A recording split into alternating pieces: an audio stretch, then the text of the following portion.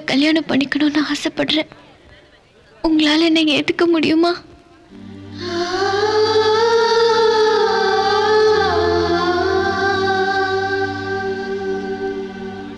என்னங்க நான் கேக்குறேன், நீங்க பதிலே சொல்ல மாட்டேங்கிறீங்க. இதை நீங்க அன்னைக்கு சொல்லியிருந்தீங்கன்னா ரொம்ப சந்தோஷப்பட்டிருப்பேன்.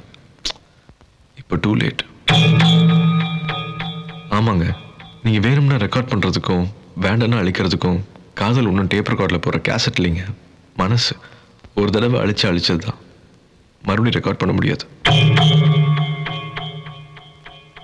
காலேஜில் வேணால் ஃபர்ஸ்ட் சாய்ஸ் செகண்ட் சாய்ஸ் இருக்கலாங்க, மேத்தமேட்டிக்ஸ் இல்லைனா ஃபிசிக்ஸ், ஃபிசிக்ஸ் இல்லைனா ஹிஸ்ட்ரின்னு. ஆனால் இவன் இல்லைனா அவன்ட்டு லைஃப்பில் மட்டும் சாய்ஸே இருக்கக்கூடாதுங்க. இவன் தான் நம்மளுக்கு புருஷனா வரப்போறான்னு தீர்மானிச்சுட்டு அதுக்கப்புறம் தாங்க காதலிக்கவே ஆரம்பிக்கணும்.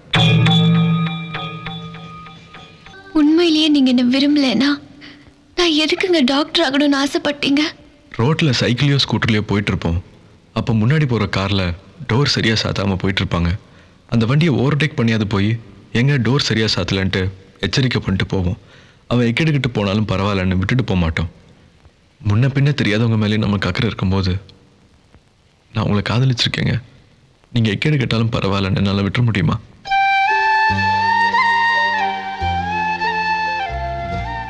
இனிமே நான் உங்களுக்கு தேவையில்லை. தெரிஞ்சோ தெரியாமலோ இந்த இடைப்பட்ட காலத்தில் ராதா நான் விரும்ப ஆரம்பிச்சிட்டாங்க. அன்னைக்கு ஒரு பணக்கார மாப்பிள்ளை கிடைச்சதுக்காக நீங்கள் என்ன வேண்டான்னு சொல்லிட்டு அவரோட போயிட்டீங்க. இப்போ நீங்கள் ஒரு டாக்டர், உங்களுக்காக ராதா வேண்டான்னு சொல்லி அன்னைக்கு நீங்கள் பண்ண அதே தப்ப நானும் பண்ணுமா? பணம் வந்த உடனே மாறிப்போன உங்களை விட 5 வருஷமா வந்த மாப்பிள்ளையெல்லாம் வேண்டான்னு சொல்லிட்டு எனக்காக காத்துட்டு இருந்தாங்களே ராதா, அவங்க தாங்க எனக்கு முக்கியம். உண்மையிலேயே நீங்க ஒரு பெரிய ஜென்டில்மேன். உங்களை காதலிச்சதுக்காகவே நான் பெருமைப்படுறேன்.